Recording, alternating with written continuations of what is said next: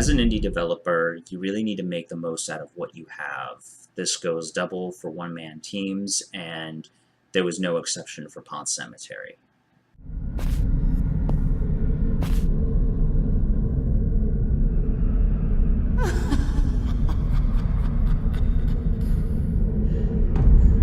During pre-production, I asked myself what would make for interesting game mechanics, and I found myself still asking that question well into the level design process. Reminiscing on my first statement, I began to wonder if I could tie in game mechanics into the actual environment itself, creating a type of cohesion that you don't normally find in video games. So I did some designing and I asked myself, well, what do you see in a cemetery? Well, graves, for one, should be a given. Well, what about those graves? Well, in order to create a truly immersive cemetery, you just can't go a generic route where every gravestone is the same. Each gravestone needs to have a unique name, a real name of a real person with a real date of birth and a real date of death.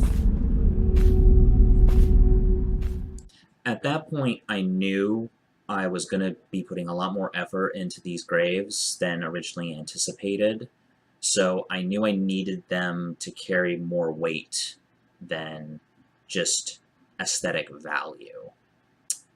So I began experimenting, and I developed a system where when a player approaches a grave, it can fade out its engraving, and in its place a message can fade in, which could give indications to the player as to what to do, or it could even display a warning that the player's gone a little too far and that they should turn around, which turned out to be a rather creative solution to a very common problem where the player will deviate from a script and you need some way to put them back on track within the game.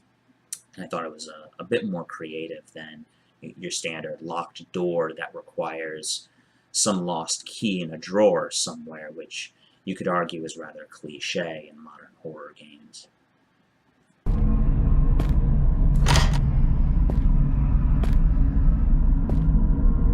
The pace of a game is a critical piece not only for grabbing the player's attention, but also retaining the player's attention. And for Ponte Cemetery, I knew that I wanted to leave the player with very little exposition. Therefore, it was important to really kick things off within the player's first few steps.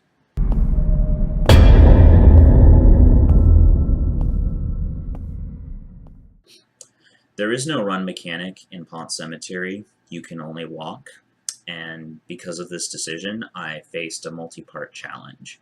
The largest being that there needed to be something for the player every few feet.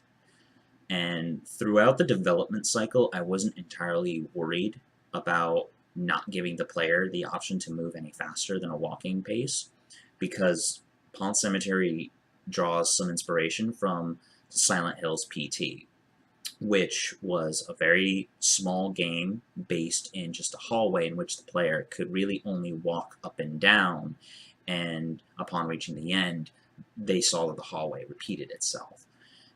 And if that game isn't a clear enough indication that you can make quite a bit of content, you could draw quite a lot of exposition in a very small amount of space, I don't know what is.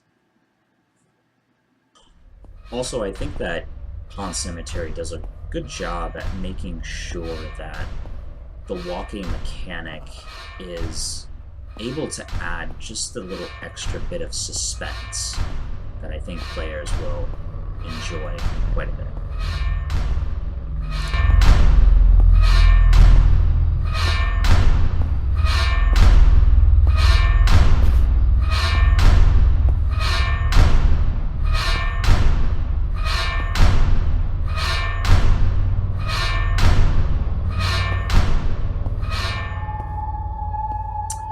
Ponte Cemetery is set to drop on the Steam storefront for Windows PC in 2018.